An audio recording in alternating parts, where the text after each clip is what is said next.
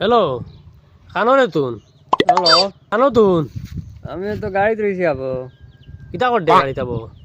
রাইটকু ঘুমোর সানির মাঝে আমার গাড়ি দিছো, কারণ আমি এখান রাইটকু আইল কাটা দেখিয়া বন্ধে দিলাম।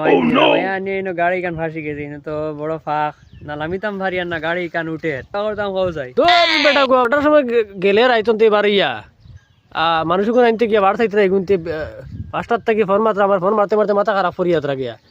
আর তুই লুকু করে আমার হবে গাড়ি বন্ধ ফেলাইছত নিয়া খানো নিয়ে বন্ধ ফেলাইছত।